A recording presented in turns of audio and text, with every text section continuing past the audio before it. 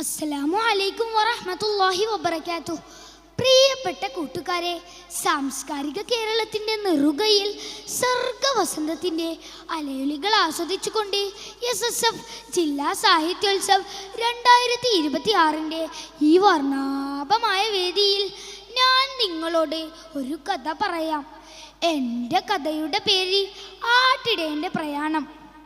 എല്ലാ പ്രവാചകന്മാരും ചരിത്രത്തിൽ ആട്ടിടയന്മാരായിട്ടുണ്ട്. ആട്ടിൻപറ്റത്തെ മേച്ചാണവർ സമൂഹത്തെ സൽവഴിയിലാക്കാൻ പരിശീലിച്ചത്. അന്ത്യപ്രവാചകർ മുഹമ്മദ് നബി സല്ലല്ലാഹു അലൈഹി വസല്ലം തങ്ങളും ആടുകളെ മേച്ചിട്ടുണ്ട്.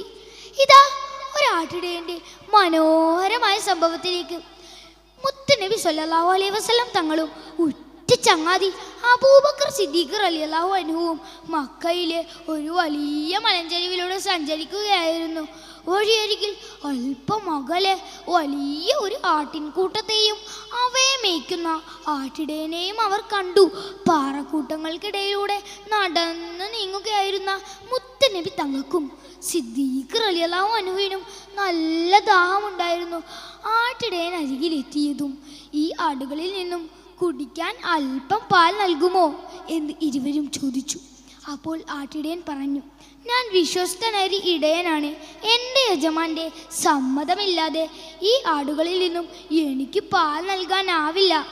ഉഖബത്ത് ഇബ്നു അബീ മുഅയ്സിൻ്റെ ആട്ടിൻകൂട്ടങ്ങളായിരുന്നു അത്.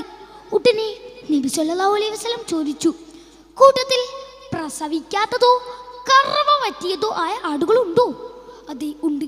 ഇടയൻ ആട്ടിൻപറ്റത്തിൽ നിന്നും കറവ പറ്റിയ 1-2 കാട്ടിക്കൊടുത്തു. മുത്തുനബി സല്ലല്ലാഹു അലൈഹി വസല്ലം തങ്ങളും സിദ്ദീഖ് റളിയല്ലാഹു അൻഹുവും അതിൽ നിന്നും ഒരാടിനെ പിടിച്ചു. ശേഷം അള്ളാഹുവിൻ്റെ നാമം ഉരുവിട്ട് അതിൻ്റെ അകിടിൽ തടവോടുകയും ദുആ ചെയ്യുകയും ചെയ്തു. ഇതെല്ലാം അതീവ ശ്രദ്ധയോടെ ആട്ടിടയൻ വീക്ഷിക്കുന്നുണ്ടായിരുന്നു. അപ്പോഴേക്കും ഇതാ അത്ഭുതം, അത്യത്ഭുതം!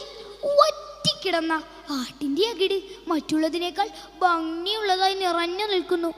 ഉടനെ സിദ്ദീഖ് റളിയല്ലാഹു അൻഹു കൊണ്ടുവന്ന പാത്രത്തിലേക്ക് മുത്തുനബി ആ പാൽ കറന്നെടുത്തു.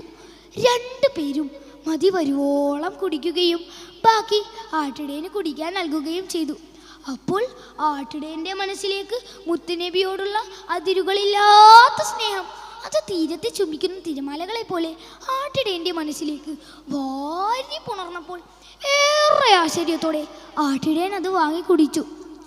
മുത്തുനബി ഉരുവിട്ട തിരുവചനങ്ങളും അതിനുശേഷമുണ്ടായ ഈ അത്യത്ഭുതവും ആട്ടിടയൻ്റെ മനസ്സിനെ വല്ലാതെ സ്വാധീനിച്ചിരുന്നു.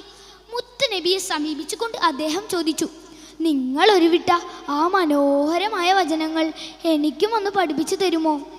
മുത്തുനബി സല്ലല്ലാഹു അലൈഹി വസല്ലം വളരെ സ്നേഹത്തോടു കൂടി ആട്ടിടയൻ്റെ തലയിൽ തലോടുകയും ദുആ ചെയ്യുകയും ചെയ്തു.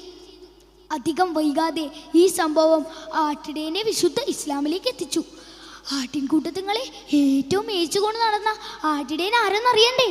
അതെ, പിൽക്കാലത്ത് സ്വഹാബികളുടെ കൂട്ടത്തിലെ പ്രമുഖ പണ്ഡിതൻ, മുത്തുനബിയുടെ ചെരുപ്പ് വാഹകനും രഹസ്യ സൂക്ഷിപ്പുകാരനും എന്നിങ്ങനെ നിരവധി വിശേഷണങ്ങൾക്കുടമയായി തീർന്ന മഹാനരായ അബ്ദുല്ലാഹി ഇബ്നു മസ്ഊദ് റളിയല്ലാഹു അൻഹു.